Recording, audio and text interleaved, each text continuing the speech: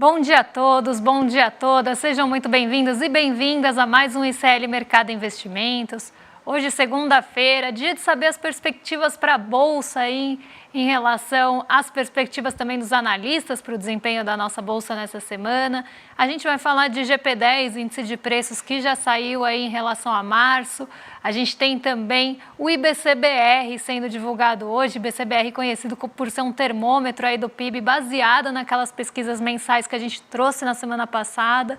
Mas vamos também falar de dados da Ásia, porque saíram dados importantes lá na China, dados inclusive que estão puxando o índice de commodities para cima. E vamos passar e dar um giro pelo mundo para entender o que está movimentando o nosso bolso, o que está movimentando a nossa bolsa. Mas antes de tudo isso, vou dar bom dia para o André, que hoje está de casa. Bom dia, André, como você está? Bom dia, Débora. Bom dia a todos os nossos telespectadores. Hoje a gente está com o mercado muito olhando, né, já na super quarta. A super quarta vai acontecer aí agora essa semana. Então, dados dos Estados Unidos sobre juros, dados do Brasil sobre juros, isso deve estar começando a influenciar o mercado. Então, os mercados com bastante cautela, né.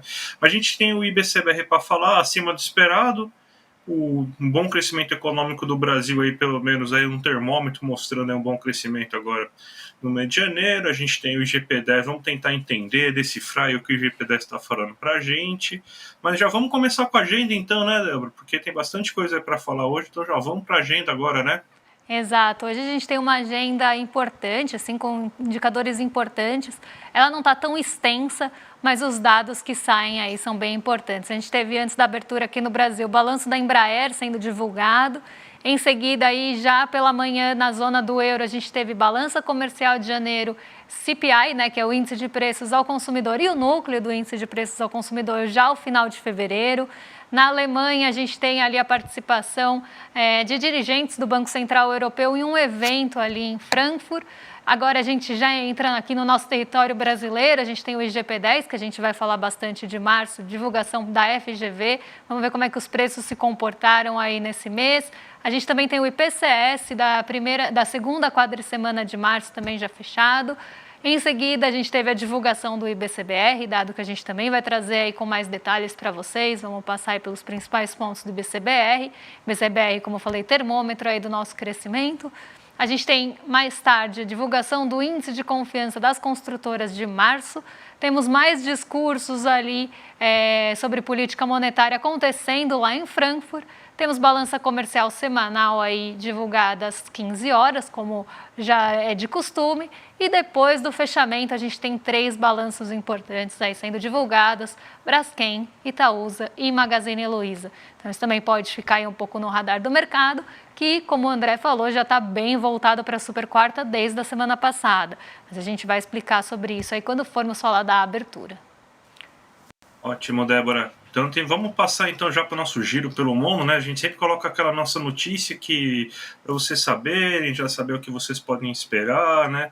Então você tem aí a super quarta tomando, né? Porque além da super quarta que você tem, né, o Brasil e os Estados Unidos tomando decisões, ainda tem Japão, não é na quarta-feira, se não me engano, acho que é amanhã, né? Débora pode até me corrigir em relação a isso.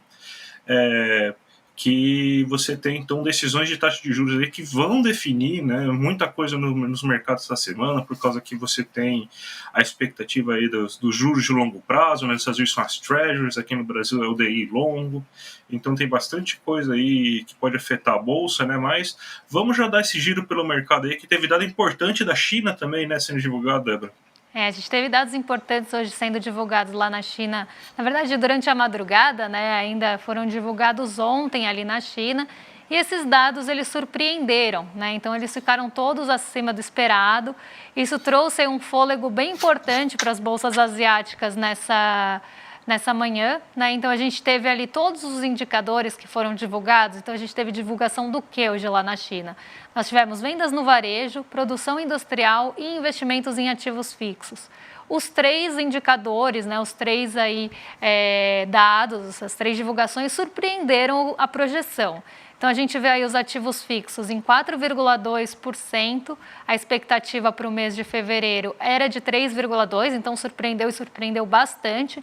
Inclusive, ficou acima do medido aí em dezembro, né, que a gente tem essa... Na verdade, aqui são dados basicamente bimestrais, né, essas divulgações, primeiras divulgações da China. a gente tem o mesmo comportamento acontecendo na produção industrial. Então, aí uma alta importante na produção industrial chinesa, a projeção era de 5,3%. O atual patamar aí ficou em 7%, isso é variação anual, então, em relação ao ano passado. E o anterior tinha ficado em 6,8%, então também mostrando um salto não tão alto como os ativos fixos, mas aqui também um salto importante e principal aqui, surpreendendo as projeções. As vendas no varejo, elas ficaram um pouco abaixo do medido ali no mês anterior, mas ficaram também acima da projeção, que era de 5%, ficou em 5,5%. Então aqui a gente vê dados ali divulgados pela China, surpreendendo as projeções e as expectativas do mercado. Isso, como eu falei, injetou um ânimo nas bolsas, né? A China, ela estava ali com os dados também sendo divulgados hoje em relação a novas moradias que frustraram, esses sim frustraram o mercado e mostraram fragilidade no setor imobiliário. Mas, por outro lado, a gente vê esses dados fortes aí vindo de produção industrial, vendas no varejo e investimentos em ativos fixos, que é algo bastante importante quando a gente olha aí para investimento e esse tipo de métrica. Quando a gente olha o acumulado do ano, né, as vendas no varejo ficaram em 5,5% e a produção industrial é acumulada no ano em 7%. Então, aqui realmente dados muito positivos vindos da China. Esses dados eles estão trazendo bons ventos aqui para a nossa abertura, justamente porque estão impulsionando o mercado de commodities, e saíram também os dados de desemprego na China, né? Esses ficaram aí acima do esperado, na verdade. Então, a gente tinha uma medição anterior de 5,1% de taxa de desemprego na China, a projeção era que continuasse em 5,1%. E essa taxa de desemprego subiu para 5,6%. Isso trouxe um pouquinho de preocupação, colocou uma pulga atrás da orelha ali no mercado, que eu esperava que a gente tivesse manutenção da taxa de desemprego na China, mas nada que ganhasse peso ou tanta relevância, acabou ficando em segundo plano, porque os dados foram surpreendentemente positivos. E aí, como falei, hoje um movimento bem positivo ali na Ásia, apesar da expectativa pela decisão de política monetária no Japão, e aí mais tarde a gente ainda tem a decisão de política monetária nos Estados Unidos na quarta. A do Japão acontece amanhã, né? Então nessa madrugada, mas a gente teve um dia positivo num geral. Então o Xangai Composto subiu bastante por conta dos dados da China, e não só o Xangai Composto, mas o Nikkei 225 também. O Nikkei 225 passou uma semana, Nikkei 225 aqui, só para colocar todo mundo na mesma página, o índice de acionário ali do Japão, o principal índice acionário do Japão, ele sofreu bastante na semana passada, justamente com essa crescente expectativa que o Banco Central de lá, né, o Banco do Japão, pudesse mudar a condição de política monetária, que hoje é ultracomodatícia, né, está com taxa de juros negativa ali há bastante tempo, e aí o mercado começou a esperar na semana passada que isso pudesse mudar. Isso mexeu muito com o Nikkei 225 na semana passada, ele teve várias quedas consecutivas e depois ele se recuperou.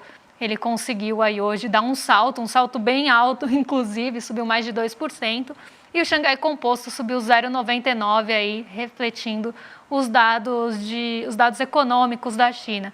Então a gente tem aí um mercado hoje bem positivo na Ásia, como vocês podem ver aí na coluna lateral. O índice de commodity sobe bastante, a gente tem isso refletindo na nossa bolsa, como eu já tinha adiantado. E o Nikkei 225, um ponto bem importante aí, é que ele foi bem puxado por setor de eletrônicos. Então, apesar desse sentimento cauteloso do mercado, ele conseguiu um impulso aí vindo justamente desse setor de eletrônicos, e porque a gente teve aí um movimento de iene que proporcionou isso. Então, aí um dia mais positivo na Ásia, eventos positivos também chegando por aqui. Vamos falar então agora do nosso Brasilzão, Débora, porque você teve a divulgação do IBC-BR, né? A IBC-BR é um termômetro, não gosto de chamar de prévia, porque ele não prevê nada. Se ele prevesse, ele bateria exatamente igual ao PIB, mas ele não tem prévia, ele não prevê nada. Então ele só é um termômetro baseado, inclusive, nas pesquisas mensais, nas pesquisas setoriais, né, de agricultura, que é o levantamento sistemático agrícola, o de serviços, o de comércio e o de indústria, né? Então você tem essas quatro pesquisas dando base para saber para saber como que vai ser o IBC-BR. Então você teve aí no mês de janeiro, a gente teve a divulgação dessas últimas pesquisas aí na última semana, e você teve uma alta de 0,6% em janeiro, né? Então é o quinto mês consecutivo que você tem um avanço no indicador. A gente tem até um gráfico aqui para mostrar para vocês como ele está se comportando. Se comparar com o mesmo período se comparar com o mês subsequente, né, que é dezembro de 2023, você tem uma queda. Ele saiu de 0,8 agora para 0,6%, né? E eles não subiu mais por algumas razões assim interessantes da gente comentar. Primeiro que a gente não vai ter o impacto tão positivo que a gente teve no ano anterior em relação à agricultura, né? A agricultura foi principalmente nos primeiros meses, a gente pode ver aí, por exemplo, em fevereiro você teve uma alta de 2,82 do índice, né? Foi justamente quando a gente teve aquele choque que subiu mais de 21% em relação ao último trimestre a agricultura. A gente não vai ter esse mesmo impacto esse ano. A gente teve que, mesmo com a indústria tendo um bom resultado, se a gente for comparar com o ano passado, e a qualidade do crescimento industrial, né, que foi baseado, né, em uma indústria de maior valor agregado e também de bens de investimento, né, a gente tem que ela, na verdade, caiu. Então, você teve, a indústria puxando também um pouco para baixo. Ela caiu em relação ao mês anterior, e sempre em relação ao mês anterior que a gente faz o cálculo. Então, o que fez esse 0,6 subir? Esse 0,6 subiu justamente porque você teve uma melhora no comércio, o comércio subiu bastante, e uma melhora no setor de serviços. Então, foi esses dois índices, esses dois itens de atividade urbana que estão puxando agora o índice para cima, né? Inclusive o mercado acreditava num valor bem menor, na mediana do mercado, se eu não me engano, estava em 0,26, então subiu bem acima do esperado esse índice de o IBCBR nesse momento, né? Então você teve uma surpresa positiva, né? E a gente já podemos falar assim que a gente já está com um começo de ano um pouco melhor do que se estava imaginando. Então agora a gente deve começar a ter, eu acredito que não nesse relatório Focus, né, que deve ser amanhã, mas no relatório Focus que sai na próxima semana, você já deve ter cada vez mais chegando perto aí as previsões de mercado indo para próximo de 2%, viu, Débora? E a gente tem outro indicador importante que foi divulgado hoje, né, que é o IGP-10. Então, conta um pouquinho para a gente, André, como é que se comportou esse índice de preços medido pela FGV? O IGP-10, ele de novo, né, ele caiu 0,17% em março. A gente está vendo que esses índices da GV, né, IGP-10, IGPM, IGPDI, eles estão tendo quedas, né, mensais, mas são muito puxadas pelo índice de preços ao produtor, porque o produtor está tendo uma deflação nos seus custos de produção. Isso daí acaba demorando, tem um certo gap, né, até esse preço ao produtor cair e você chegar aí na ponta final. A gente tem até o gráfico para mostrar para vocês como que está essa situação, né, que ó, o IPA, que é o índice de preço do produtor, que foi o que caiu esse mês de verdade, ó, ele caiu 0,4% e já tem, ó, uma queda de 6,67% aí nesse último mês, né? Então, nesse último mês não, né? Nesses últimos 12 meses, perdão, gente. Então a gente vê que o IPC, que é o que nos importa, né, que é aquele índice de preço ao consumidor, ele teve alta de 0,48%. Ele não foi tão alto, por exemplo, que nem o índice de preços, o IPCA, por exemplo, mas ele teve uma alta, ele está acumulando 3,5% no ano. E o INCC, que é o de construção civil, ele está tendo uma alta de 0,27%, tendo 3,21%. O que você vê aí que está subindo, né, os grandes vilões aí de cada um dos grupos? A inflação de alimentos, que não tinha chegado ainda ao produtor, chegou com força. Foi o que impediu, por exemplo, que a queda fosse maior, porque você teve aumento da batata, da banana, do tomate aí para o produtor. Só que você teve uma queda de preço muito grande aí em commodities para os produtores. Então, isso aí meio que balanceou e tornou esse índice negativo. Agora, para o IPC, uma coisa que pelo menos a gente pode assim, dar uma comemorada em relação a isso, que o que subiu não foi ligado a alimentos. Você teve até algumas quedas. A gente teve uma queda na batata aí no mês aí, uma queda de 2,48% aí do preço da batata. Então você não teve o preço dos alimentos cresceu ainda, né? Você cresceu forte esse preço dos alimentos, foi de acima de 0,8%. ainda é um índice forte, né? Se a gente for pegar assim, que a gente estava em 1, agora já está em 0,8% de aumento mensal. Então está desacelerando. Mas você não teve os alimentos pressionando tão forte. Então parece que, com o passar do tempo, a gente deve ter tido o nosso pico realmente em janeiro e está começando a desacelerar a inflação de alimentos, porque está melhorando um pouco o clima. A gente sabe agora, vai ter uma onda de calor aí gigante, vamos ver como que vai acontecer, né? Mas pelo menos parece que você está tendo, tendo menor pressão dos preços dos alimentos. E quem sabe a previsão inicial era de que até abril a gente voltaria a uma normalidade dos preços dos alimentos. Vamos ver se isso aí realmente se confirma, Débora. E a gente sempre tem, né, esses índices que são divulgados antes do IPCA, então o próprio IGP-10, o IPCA 15, que acaba pegando variação dos 2 meses, acabam sendo até aí, termômetros também, hoje em dia a gente faz os termômetros, para o nosso IPCA aqui, né? Então a gente já começa a ter ali algum indicativo para onde deve caminhar o nosso IPCA final do mês de março e também quem deve puxar ali essa alta, principalmente aí com base no IPC-10. E a gente também agora vai falar de outro termômetro, porque como eu falei, hoje é o dia dos termômetros, porque a gente tem o termômetro da Bolsa, né, que vai mostrar para a gente o que o mercado espera dessa semana na nossa Bolsa. Já adianto que o mercado esperava, ele estava bem dividido na semana passada, né? Então 37,5% dos agentes do mercado esperava alta na Bolsa. Até falei que essa expectativa de alta aí era bastante arrojada, porque a gente tinha uma semana bem complicada ali com divulgação de indicadores importantes que podiam aumentar justamente aquelas expectativas para os juros nos Estados Unidos, e isso podia derrubar a nossa bolsa em um momento que ela já estava com fragilidade aí por conta das notícias ali da Petrobras e também da Vale.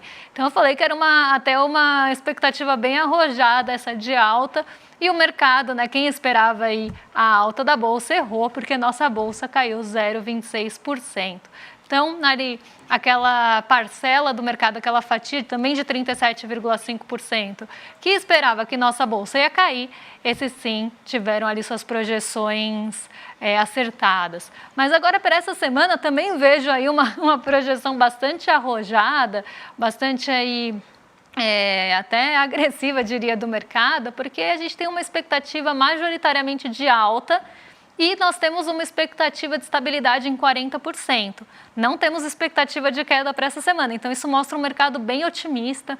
O mercado está com um bom humor aí em relação à nossa bolsa, projetando alta, inclusive, para a semana, mas aqui a gente tem que pensar em alguns pontos aí. Tudo bem que nossa bolsa caiu bastante na semana passada, a gente teve ali um peso grande, né, de ações importantes, que tem também peso na nossa bolsa, caindo em bloco. Então a gente está falando de Vale, a gente está falando de Petrobras, em momentos até que as commodities estavam em alta, por motivos mais específicos aí do mercado, está um pouco contrariado com algumas questões em relação a dividendos ou em relação ali à sucessão de condução de empresas, mas aqui a gente vê um mercado aí, né, os agentes do mercado nesse termômetro, pelo menos nessa pesquisa, mais otimistas nessa semana.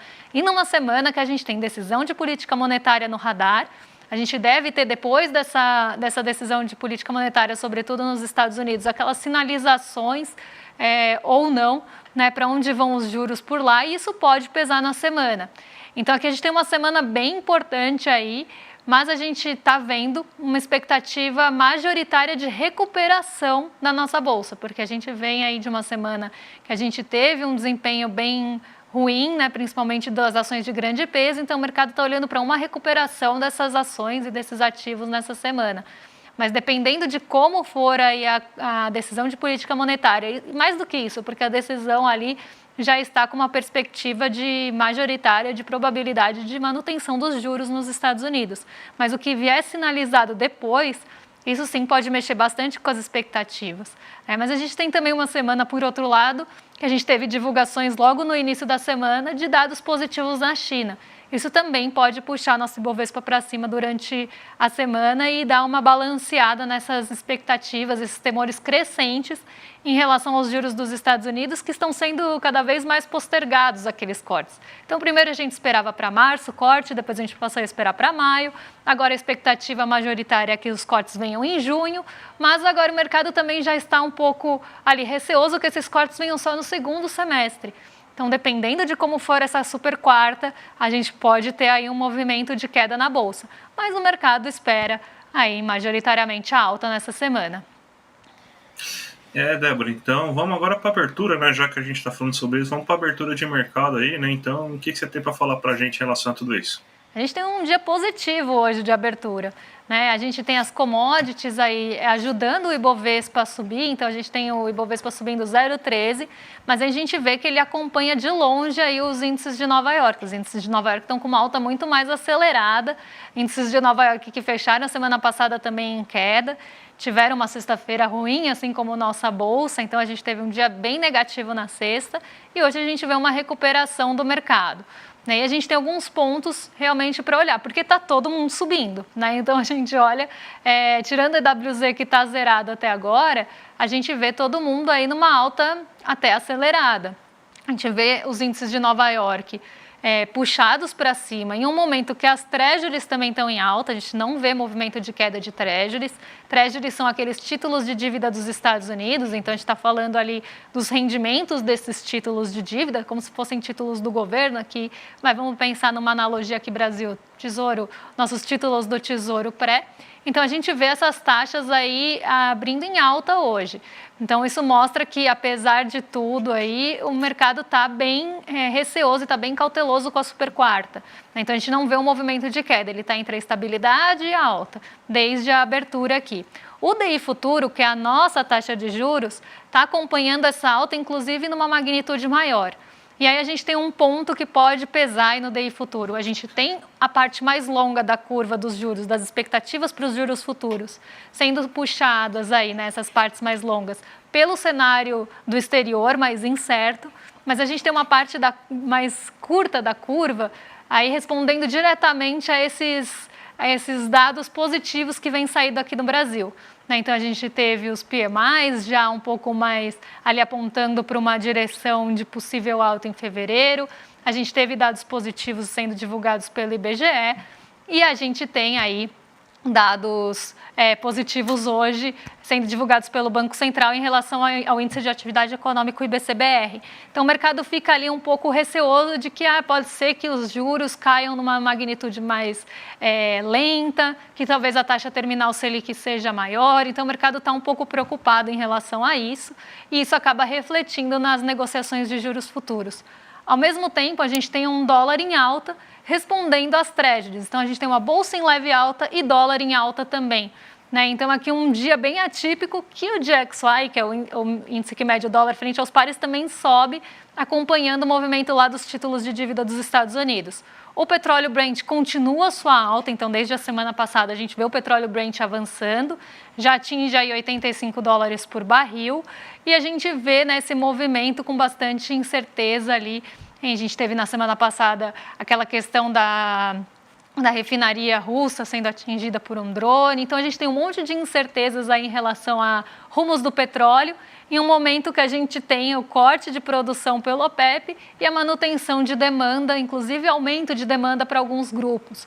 Então, aqui isso tudo pressiona o petróleo Brent, que acaba contribuindo sim com o nosso Ibovespa, mas aqui tem um ponto aí de ser uma commodity em alta, então acaba contribuindo sim com a nossa alta, mas em um momento, como eu falei, que a gente tem outras incertezas em relação, por exemplo, à Petrobras, e por isso ela está até indo na contramão do petróleo. O petróleo sobe e ela não sobe ou não sobe na mesma magnitude, justamente por motivos mais locais. Então a gente tem um dia bem positivo, as bolsas dos Estados Unidos mostrando até uma aceleração, a Nasdaq, que tinha liderado a queda na semana passada, está se recuperando.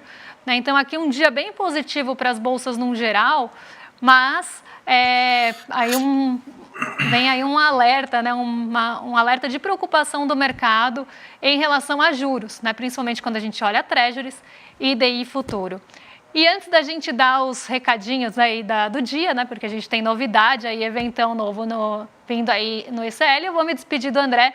André, bom dia para você, se quiser dar um tchau aí para a audiência, amanhã você está aqui com a gente, né? Exatamente. Bom dia, gente. Amanhã eu tô aí de volta aí no estúdio aí. Só um pequeno imprevisto hoje. Um abraço, gente. Tchau, tchau. Tchau, André. Até amanhã. Vamos agora falar de coisa boa.